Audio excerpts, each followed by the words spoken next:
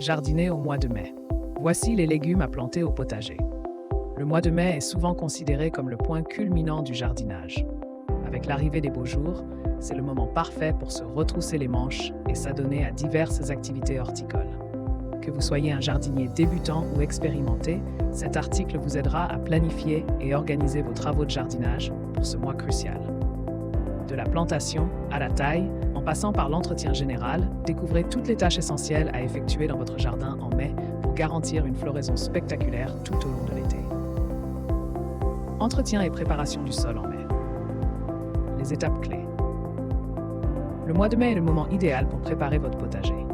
Commencez par biner la terre afin d'éliminer les mauvaises herbes tout en l'aérant.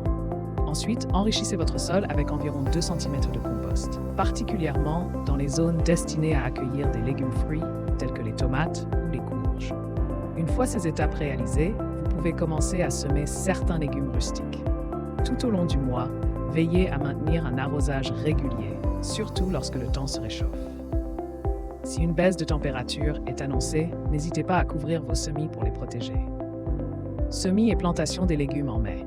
Le guide pratique. En début de mai, privilégiez les légumes rustiques tels que les épinards, la laitue ou encore les carottes. Ces derniers peuvent être semés directement en pleine terre ou dans des jardinières. C'est également le moment idéal pour planter l'asperge et la rhubarbe, bien que leur première récolte ne soit attendue qu'après 2 à 3 ans. À partir de mi-mai, commencez à habituer vos plants de tomates, poivrons et aubergines aux conditions extérieures. Toutefois, n'hésitez pas à les rentrer la nuit si les températures sont trop fraîches. En fin de mois, plantez vos pommes de terre et oignons. Repiquez en pleine terre vos légumes frileux si le climat le permet et installez des tuteurs pour soutenir vos plants de tomates. Gestion des nuisibles et soins aux fleurs. Les conseils du mois de mai. La rotation des cultures est une stratégie efficace pour gérer les nuisibles. Si un légume a été infesté l'année précédente, plantez-le dans une autre partie du jardin cette année.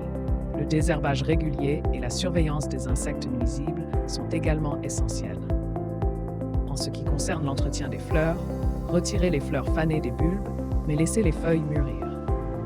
Taillez les arbustes à floraison printanière après leur floraison et la lavande dès que vous voyez des signes de croissance. Semez en pleine terre, vers mi-mai, les annuels à croissance rapide et repiquez fin mai les annuels fragiles au froid lorsque les nuits dépassent 15 degrés.